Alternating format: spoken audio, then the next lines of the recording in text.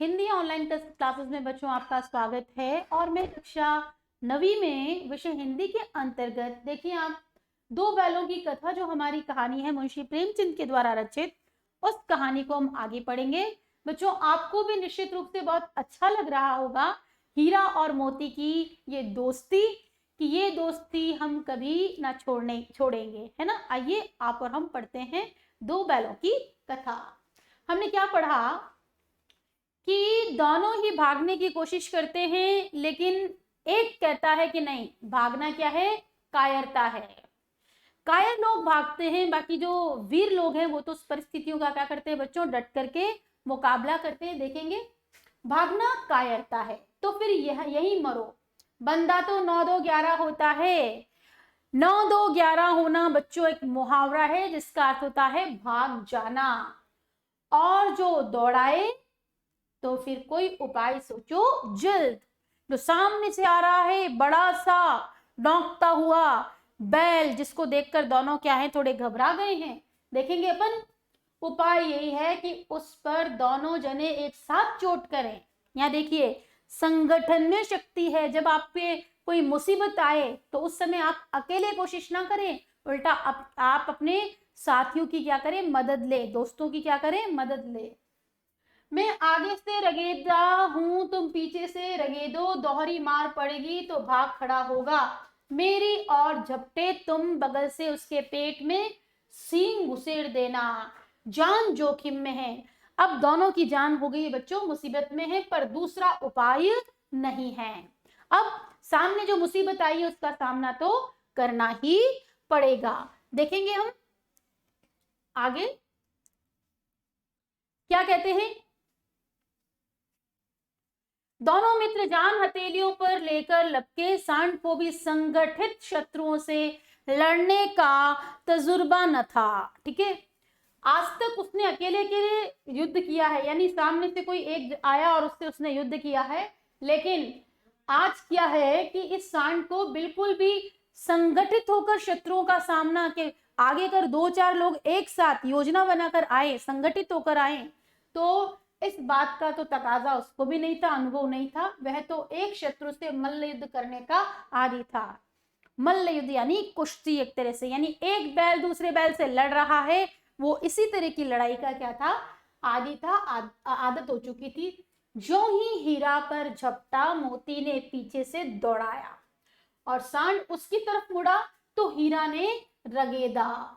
सांड चाहता था कि एक एक करके दोनों को गिरा ले, कि पहले भाई तू आ और फिर तू आ, मैं एक एक से लड़ूंगा। लेकिन यहां दोनों ही संगठित हो गए, दोनों ने योजना बना ली है कि जब तुझे परेशान करे तो मैं धावा बोलूंगा, ठीक है। अब देखते हैं, सांड चाहता था कि एक एक करके दोनों को गिरा दे, पर ये दोनों भी उस्ताद थे, उसे वह अवसर ही न देते थे। एक बार सांड झल्लाकर हीरा का अंत कर देने के लिए चला। उसने ऐसा अटैक किया कि हीरा को जैसे मार ही देगा। मोती ने बगल से आकर पेट में सींग भोंक दिया और सांड क्रोध से आकर पीछे फिरा तो हीरा ने दूसरे पहलू में ही सींग चुभा दिया। दोनों ने ही क्या किया, हीरा और मोती ने उस बैल को अपने सींगों को चुभा चुभा कर क्या कर दिया है, परेशान कर दिया है। आखिर बेचारा जख्मी होकर भागा और दोनों मित्रों ने दूर तक उसका क्या किया, पीछा किया। यहां तक कि सांड बेदम होकर गिर पड़ा, और जब वो बहुत ज्यादा थक गया तो उससे भागा भी नहीं गया, और अब क्या है, वो बेदम होकर, यानी उसको होशोहवास नहीं है और वो गिर पड़ा। तब दोनों ने उसे छोड़ दिया। यहाँ देखो हीरा और मोती में दया की भावना भी है। वो चाहते तो उस पड़े पड़े को भी मारते, लेकिन ऐसा उन्होंने नहीं किया। दोनों मित्र विजय के नशे में झूमते चले जाते थे। यहाँ मुंशी प्रेमचंद ने बताया कि आज दोनों ही मित्र हीरा और मोती, इन दोनों ने अपनी संगठित शक्ति से, यानी एकजुट होकर जो मुकाबला किया है अपने शत्रु का, तो इस विजय पर वो अंदर ही अंदर इतरा रहे हैं। और लेखक क्या लिखते हैं, दोनों मित्र विजय के नशे में झूमते चले जा रहे थे। उनको बड़ा मजा आया कि हम दोनों ने मिलकर आज उसकी बैंड बजा दी है। देखेंगे मोती ने अपनी सांकेतिक भाषा में कहा, मेरा जी तो चाहता है कि बच्चा को मार ही डालूं। मैंने आपको पहले ही बताया कि हीरा हीरा है, मोती शैतान है। हीरा में क्या है, थोड़ा धीरज है। हीरा ने तिरस्कार किया, उसकी बात को क्या किया, नकारा। गिरे हुए बैरी पर सींग न चलाना चाहिए, कि हमारा शत्रु तो पहले ही क्या है, गिर गया, और उसको गिरे हुए को मारना ये कोई अच्छी बात नहीं है। यह है बच्चों, देखो नीति विषयक मूल्य, नैतिक मूल्य है। जानवर होते हुए भी हीरा में कितनी समझ है।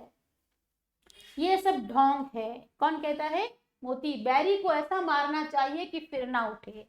मोती क्या है, बात बात पर उद्दंड हो जाता है। अब घर कैसे पहुंचेंगे ये सोचो, पहले कुछ खा ले तो सोचे। सामने मटर का खेत था, मोती उसमें घुस गया। हीरा मना करता रहा पर उसने एक न सुनी। अभी 2 ही 4 ग्रास खाए थे कि 2 आदमी लाठियां लिए दौड़ पड़े और दोनों मित्रों को घेर लिया। हीरा तो मेड़ पर था, निकल गया। मोती, बच्चों मेड़ वो होती है खेत की सुरक्षा के लिए जो दीवारें बनाई जाती है छोटी छोटी मिट्टी की। अब देखेंगे, मोती सींचे हुए खेत में था। अब सींचा हुआ खेत तो बच्चों गीला होता है, आपने देखा होगा। मिट्टी गीली जब हो जाती तो उसमें पांव धंसते हैं। उसके खुर कीचड़ में धंसने लगे, न भाग सका, पकड़ लिया। हीरा ने देखा संगी संकट में है तो लौट पड़ा। देखिए, हीरा और मोती दोनों दोस्त हैं यहाँ, और अपने दोस्त को जब किसमें देखा, मुसीबत में, तब क्या हुआ, संगी संकट में है तो लौट पड़ा। फंसेंगे तो दोनों फंसेंगे। घर वालों ने उसे भी पकड़ लिया। प्रातःकाल दोनों मित्र कांजी हाउस में बंद कर दिए गए। बार बार हीरा के मना करने पे भी जब कहना नहीं माना मोती ने, तो दोनों को क्या मिला, सबक मिला, और दोनों ही फंस गए। और कांजी हाउस बेटा बच्चों उसे कहते हैं मवेशियों को रखने का वह स्थान जहां पर आपने देखा होगा कि लापता पशुओं को पकड़ करके रख लिया जाता है। अगर कोई आ जाता है तो दे दिया जाता है, और कोई पूछ करने ही नहीं आता कि पशु किसका है क्या है, तो उस कांजी हाउस में क्या कर दिया जाता है, इन लापता पशुओं की गणना करके इनको रखा जाता है। उसके साथ साथ जब कोई नहीं आता है तो उन पशुओं को नीलाम भी कर दिया जाता है। तो आज हीरा और मोती कहां फंस गए बच्चों, कांजी हाउस में। दोनों मित्रों को जीवन में पहली बार ऐसा साबिका पड़ा कि सारा दिन बीत गया और खाने को एक दिन का भी नहीं मिला। पहला अनुभव है ये उनका कि पूरा दिन बीत गया।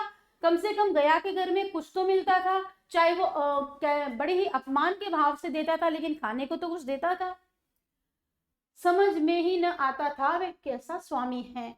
इससे तो गया फिर भी अच्छा था। यहाँ कई भैंसे थी, कई बकरियां थी, कई घोड़े, कई गधे, पर किसी के सामने चारा नहीं था।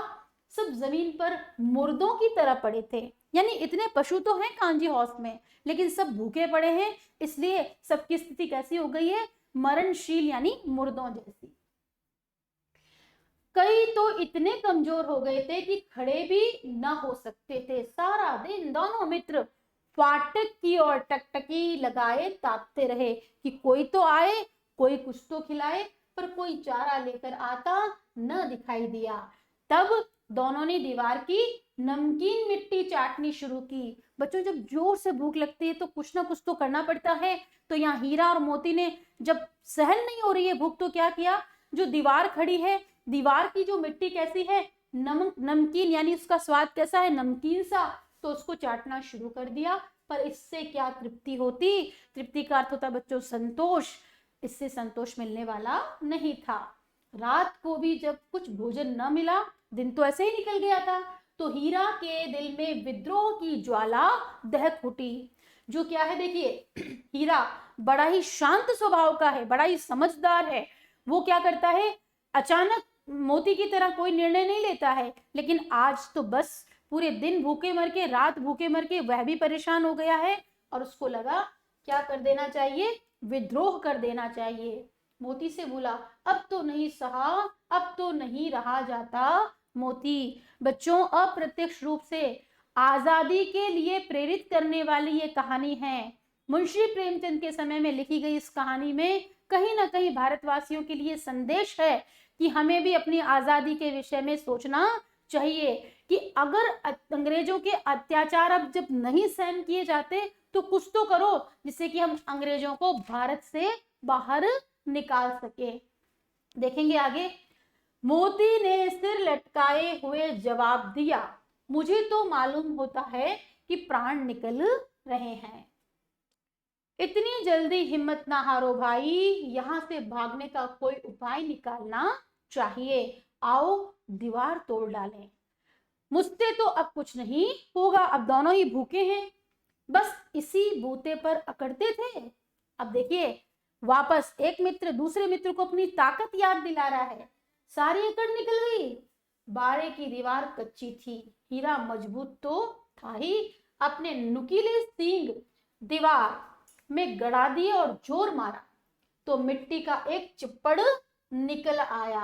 फिर तो उसका साहस बढ़ गया कि अरे मैंने तो एक ही कोशिश की और दीवार से क्या निकल गई, चिप्पड़ निकल गई, यानी दीवार का आगे का जो चूने का जो हिस्सा है वो निकला। दौड़ दौड़ कर दीवार पर चोटी की और हर चोट में थोड़ी थोड़ी मिट्टी गिराने लगा। उसी समय कांजी हौस का चौकीदार लालटेन लेकर जानवरों की हाजिरी लेने आ निकला। हीरा का उजड़पन देखकर उसने उसे कई डंडे रसीद किए। देखिए कौन पिट रहा है, हीरा। कि ये क्या तरीका है कि दीवार में सिंग मार करके दीवार को गिराना चाहता है और मोटी सी रस्सी से बांध दिया। अब आप देख रहे हैं कांजी हौस में मुसीबत, यहाँ पे बंदी बना दिए गए हैं, खाने को कुछ मिला नहीं है, विद्रोह करने की कोशिश की तो ये आ गया और इसने क्या कर दिया, रस्सी लेकर के हीरा को बांध दिया है। मोती ने पड़े पड़े कहा, आखिर मार खाई क्या मिला, अपने बूते भर जोर तो मार दिया। यानी हर व्यक्ति को अपनी क्षमता अनुसार परिस्थितियों को बदलने की क्या करनी चाहिए बच्चों, कोशिश करनी चाहिए। हीरा को इस बात का बिल्कुल भी असंतोष नहीं है कि मैंने जो किया उसके लिए मुझे बांध दिया। उसको इस बात की खुशी है कि मैंने अपनी क्षमता के अनुसार कुछ कोशिश तो की। ऐसा जोर मारना किस काम का कि और बंधन में पड़ जाएं। जोर तो मारता ही जाऊंगा चाहे कितने ही बंधन पड़ते जाएं। देखिए लेखक कहना चाहते हैं मुंशी प्रेमचंद की आजादी के लिए हमें बार बार कोशिश करनी चाहिए। जान से हाथ धोना पड़ेगा, कुछ परवाह नहीं, यूं भी तो मरना ही है। सोचो दीवार खुद जाती तो कितनी जानें बच जाती। इतने भाई यहाँ बंद है, किसी की देह में जान नहीं है। 2-4 दिन और यही हाल रहा तो सब मर जाएंगे।